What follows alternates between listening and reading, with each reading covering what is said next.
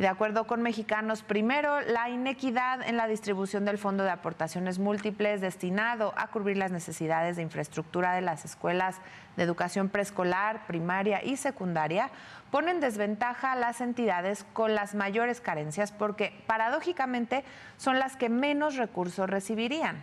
Y para hablar de este tema, saludo a María Teresa Gutiérrez, directora de monitoreo de indicadores en Mexicanos Primero, al cual en este espacio le hemos dado puntual seguimiento. El día de ayer hablábamos del tema de la educación superior y justamente quiero que profundicemos nuevamente en este tema porque el proyecto de presupuesto de egresos de la Federación del próximo año propone transferir más recursos a las entidades con mayor número de estudiantes y no a las que tienen más carencias en infraestructura escolar.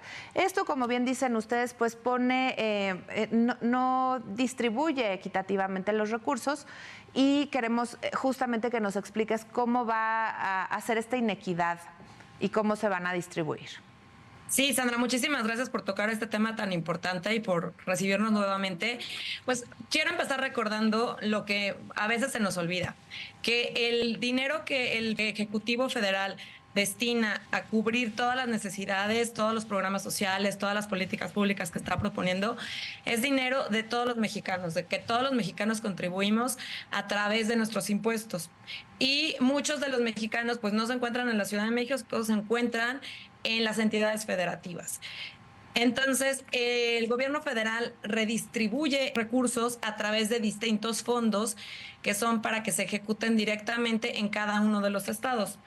Encontramos que hay un fondo que es el Fondo de Aportaciones Múltiples, o FAM, que es muy conocido, que se utiliza o se debe utilizar para cubrir las necesidades de infraestructura de educación básica en las entidades. Cada año se destina un monto y a través de una fórmula la Secretaría de Educación Pública decide cómo se va a ir y cómo se va a repartir. En esta fórmula se consideran varios factores. Uno de ellos es el tamaño de la matrícula que tiene cada estado.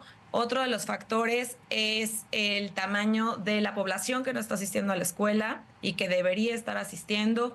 Otro de los factores es el índice de marginación, el índice de migración interestatal y pues como podemos ver, estamos destinando estos recursos a cubrir necesidades de infraestructura básica, pero no estamos tomando en cuenta cuáles son las condiciones de infraestructura básica en los estados. Entonces termina recibiendo un mayor recurso el estado que tiene la matrícula más alta, que en este caso es el Estado de México.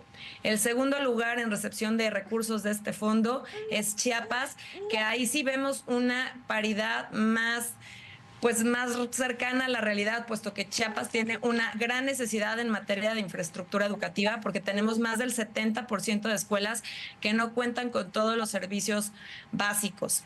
Servicios que pueden ser sanitarios, servicio de lavado de manos, agua potable y electricidad. Cosas que son esenciales para que nuestros alumnos no solamente acudan a la escuela, sino que tengan las mejores condiciones para que puedan aprender.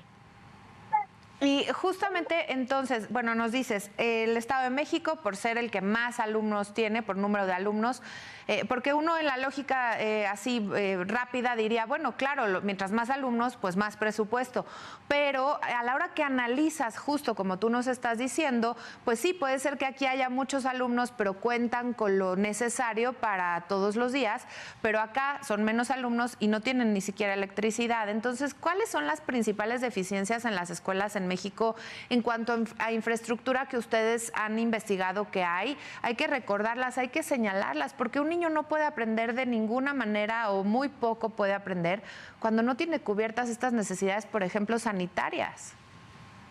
Efectivamente, Sandra, hemos detectado una gran carencia en sanitarios, pero no solamente que no existen sanitarios, sino que no hay sanitarios diferenciados por género.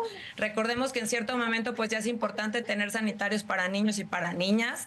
También encontramos que muchísimas escuelas, más de 26,000 escuelas en México, no cuentan con electricidad. Y en este punto, pues sería importante porque no contar con electricidad es equivalente a no contar con internet, a no contar con computadoras, a no contar en los estados en los que es necesario con aires acondicionados o climas, para afrontar las adversidades. Y también hemos detectado más de 50,000 escuelas en México que no tienen agua potable o que no la tienen todos los días, por lo menos. Esta información cada vez se va haciendo menos y cada vez está menos disponible. La última información disponible con estos datos la puso a disposición la Mejor Edu, pero bueno, la Mejor Edu está en proceso justamente de desaparecer y es información del ciclo escolar 2021-2022. Realmente estamos muy a ciegas en cómo ha avanzado, cómo hemos retrocedido en esa materia. Claro, y es que cada vez va a ser más difícil con toda la desaparición de organismos autónomos. Justamente se vuelve pues mucho más importante, de por sí siempre ha sido el trabajo de la sociedad civil y de las organizaciones, pues ahora es de vital importancia para poder conocer, pues aunque sea los principales datos o los más relevantes. Y entonces esto me lleva a preguntarte sobre lo que tengan ustedes de información sobre cuáles son los estados que en el 2024 tuvieron una menor asignación presupuestal. Porque justo nos decías, los que pueden ser que tengan más, Estado de México, Chiapas, que hay una carencia de infraestructura importante, pero por ejemplo, ¿cuál estaría pues muy lejos de una realidad en donde les alcanzaría para mejorar las condiciones en las escuelas?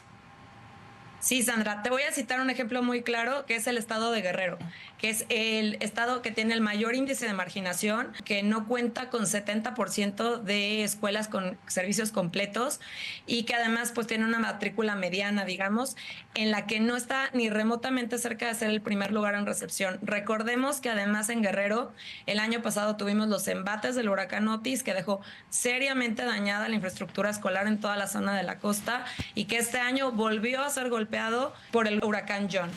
Me vas a decir, bueno, ¿y esto pues qué tiene que ver? Pues tiene muchísimo que ver porque justamente en todas estas escuelas afectadas se dieron suspensiones de clases en las que los niños perdieron la oportunidad de estar en la escuela y de aprender, de adquirir estos conocimientos fundamentales y cerrar el círculo de la triple inclusión que desde Mexicanos Primero abanderamos, que es estar, aprender y participar en la escuela. Y que claro que tiene muchísimo que ver porque justamente ante estas emergencias pues tiene que haber mayores recursos, ¿no? Se tiene que pues reestructurar todo y reorganizar y claro que para eso son los recursos económicos. Entonces tú lo que nos estás diciendo, recapitulando, 6 de cada 10 escuelas en Guerrero carecen de los servicios básicos completos, según la información igual que nos planteabas de Mejor Edu. Pues desde el 2021-2022. Así es. Y en el estado de Oaxaca nos encontramos con una situación muy parecida. También tenemos un 70% de escuelas que no tienen acceso a todos los servicios. Es el estado que peor se encuentra en materia de infraestructura educativa y también uno de los estados con mayor índice de marginación. Sí, increíble, justo Guerrero con todo lo que ha sufrido y el tema de la inseguridad y pues Oaxaca que también está en un grave problema en este tema. Pues muchas gracias, recordarle al público nada más antes de despedirnos, recuérdale de esta campaña, échale un ojo al presupuesto, ¿en qué consiste este llamado? Por supuesto, Sandra. Pues como sabemos, el gobierno de la presidenta Claudia Sheinbaum, que se ha denominado la presidenta de la educación, envió el día 15 de noviembre a la Cámara de Diputados el presupuesto, la propuesta que ella tiene para el presupuesto. Pero nosotros hacemos el llamado a los diputados para que le echen un ojo, para que midan las necesidades reales que hay en el campo y con base en eso puedan ellos tomar la última decisión en materia presupuestal.